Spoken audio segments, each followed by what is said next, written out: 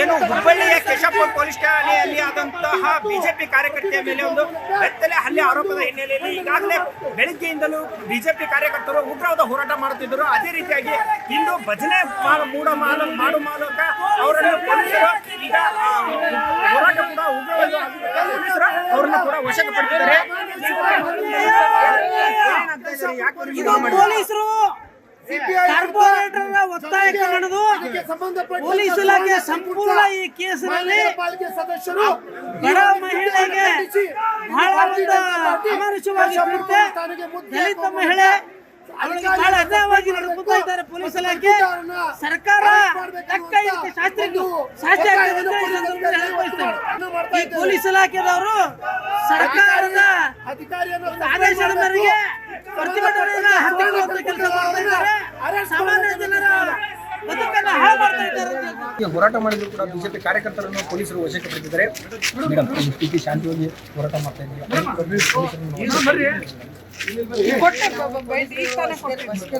ಏನಿಲ್ರಿ, ಈ area corporate ಬಹಳ ನಮ್ಮ ಏರಿಯಾದಾಗ ಎಲ್ಲ ದೌರ್ಜನ್ಯ ಮಾಡೋದ್ರಿ. ಮಹಿಳೆಯರಿಗೆ ಒಂದು ರಕ್ಷಣೆ ಇಲ್ರಿ. ಆಮೇಲೆ ಆ ಹೆಣ್ಮಗಳು ಯಾರು ಏನು ಅಂತ ಗೊತ್ತಿಲ್ಲ, ಮನೆ ಬಾಗಿಲಿಗೆ ಬರೋದು, ಗುಂಡ ಯೋಜನೆ ಮಾಡೋದು, ರೌಡಿತನ ಮಾಡೋದು. ಆಕಿ ಕಾರ್ಪೊರೇಟರ್ ಆಗಿ ಅಂತಂದು ಬಂದಿದ್ದಕ್ಕೆ ಒಂದು ಅವ್ರ ಕಡೆ ಸಮಾಧಾನ ಹೇಳಬೇಕು, ಇವ್ರ ಸಮಾಧಾನ ಬೇಕು, ಹಂಗೆ ಇಲ್ಲ ರೀ. ಬರೇ ಗುಂಡ ಇದನ್ನ ಬೇರೆದವ್ರಿಗೆ ಹಚ್ಚೋದು. ನಮ್ಮ ಅವ್ರು ಯಾರು ಸುನೀತಾ ಅಂಡಿ ಅದಲ್ರಿ, ಸುಜಾತ ಅಂಡಿ ಅದಲ್ಲ, ಆಕಿನ ಒಂದು 7-8 ಸರಿ ಆಕಿನ ಕೇಸ್ ಹಾಕೋದು, ರೇಪ್ ಕೇಸ್ ಹಾಕೋದು, ಸುಳ್ಳು ಮಂದಿಗೆ ಹಚ್ಚಿ ಕಳ್ಸೋದು. ತಾನು ಮುಂದೆ ಬರಂಗಿಲ್ರಿ, ಬೇರೆದವ್ರಿಗೆ ಹಚ್ಚೋದು. ಈ ಕೆಲಸ ಮಾಡಿ ಆಕಿನ ಜೀವನನ ಹಾಳು ಮಾಡಿಬಿಟ್ಟಾರೆ.